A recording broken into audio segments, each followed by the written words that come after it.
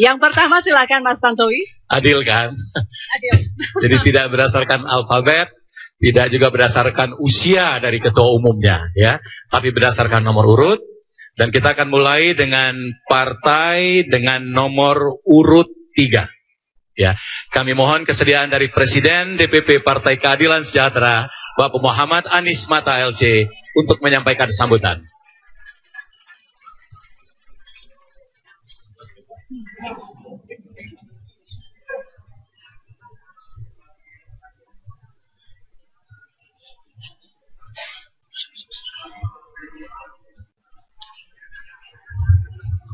Bismillahirrahmanirrahim. Assalamualaikum warahmatullahi wabarakatuh.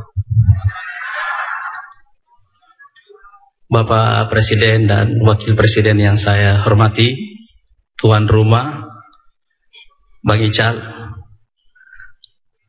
serta para pimpinan lembaga-lembaga tinggi negara yang hadir pada kesempatan ini, dan juga secara khusus para pimpinan partai politik peserta pemilu, juga seluruh keluarga besar Partai Golkar yang hadir pada kesempatan ini.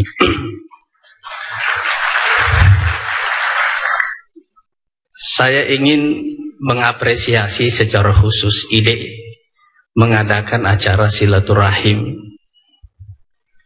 kebangsaan khusus untuk Bang Ical dan keluarga besar Partai Golkar.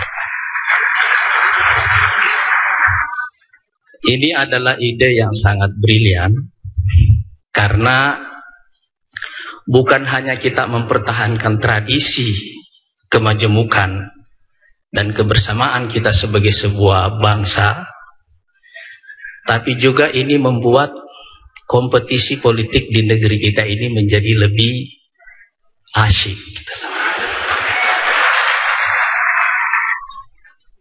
Ini mengubah suasana politik kita ini yang selalu saya katakan tiba-tiba berubah menjadi dari dangerous game, permainan yang berbahaya, menjadi semacam permainan yang atraktif, seru tapi tidak berbahaya.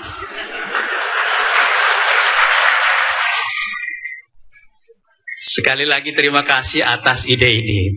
Tadi saudaraku Fahri Hamzah berbisik ke saya di mobil. Itulah bedanya partai yang pernah berkuasa 32 tahun.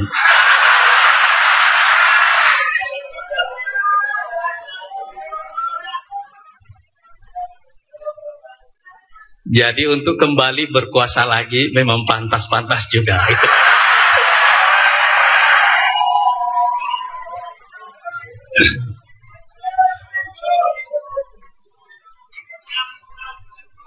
Dan saya secara pribadi mesti belajar banyak dari para senior kita semuanya, khususnya juga dari Partai Golkar.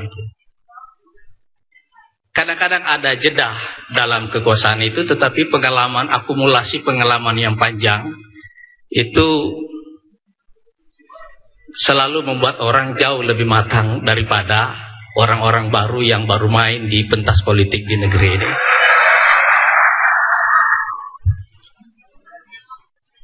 Menyatukan kata silaturahmi dan kebangsaan ini adalah satu semangat yang luar biasa di dalam sejarah bangsa kita semuanya. Kita semuanya menggunakan momen Idul Fitri untuk melakukan perbaikan berkesinambungan dalam hidup kita. Tapi karena ini berhubungan bersamaan dengan perayaan hari ulang tahun negara kita semuanya, momen ini juga sekaligus menyadarkan kita tentang satu tema yang dari dulu selalu saya pikirkan, tentang apa sih core value masyarakat Indonesia itu. Ada apa nilai utama yang ada dalam masyarakat Indonesia itu, dan apa cara berpikir yang membentuk struktur pemikiran orang-orang Indonesia secara umum. Dan saya menemukan dari hasil perenungan pribadi saya yang panjang, kira-kira kita bisa menemukan satu kata yang sudah sering kita rasakan, yaitu kata gotong royong gitu ya. Jadi orang Indonesia itu selalu mempunyai mindset kolektivisme. kalau mereka berbeda, mereka tidak memilih mana yang benar, mana yang salah. Tetapi mereka memilih mana yang baik dari si A dan mana yang baik dari B, mana yang baik dari C, digabung jadi satu. Mereka tidak memilih mana yang benar, mana yang salah, mana yang harus maju, mana yang harus mundur. Tapi mereka memilih apa yang benar dari sini, apa yang benar dari sini, apa yang benar dari sini. Kemudian disatukan. Dan saya kira cara berpikir kolektivisme inilah yang ada di dalam proses perumusan Pancasila sebelum negara kita lahir. Dan saya kira ini dimungkinkan terutama karena kita ini sudah lahir sebagai bangsa sebelum negara kita lahir.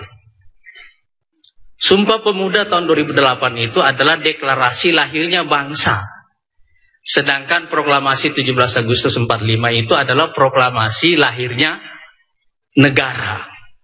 Itu sebabnya saya selalu yakin bahwasanya mungkin ada faktor disintegrasi di negeri kita, tapi itu tidak akan pernah bisa memecah kita sebagai sebuah bangsa.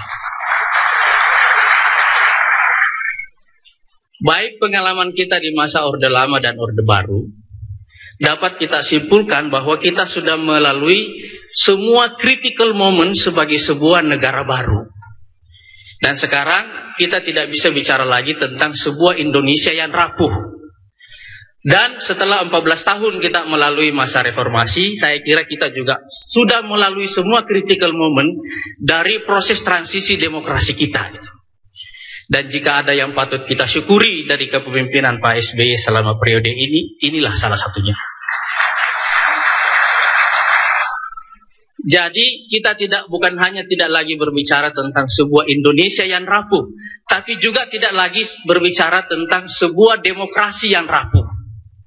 Kita hampir menuntaskan semua kerja-kerja bangsa kita semuanya dalam melalui proses transisi menuju negara demokrasi yang matang ini. Itu sebabnya saya yakin insya Allah pemilu 2014 yang akan datang itu adalah pemilu yang akan mengantarkan kita menjadi bangsa yang lebih kuat dan sudah waktunya memberikan kontribusi yang lebih besar bagi kehidupan umat manusia di dunia ini secara global.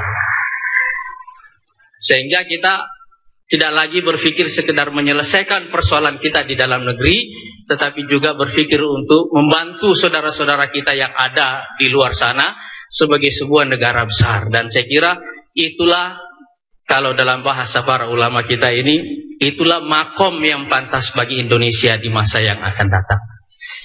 Sekali lagi saya ingin mengucapkan terima kasih kepada seluruh keluarga besar Partai Golkar.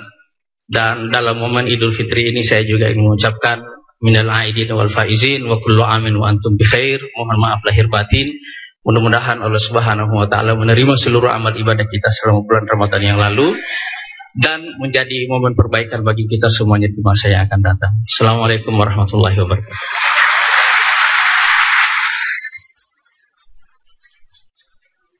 Terima kasih kepada Bapak Muhammad Anies Mata, dan berikutnya kita berikan waktu dan tempat kepada Profesor Dr. Insinyur Soehardi MSc.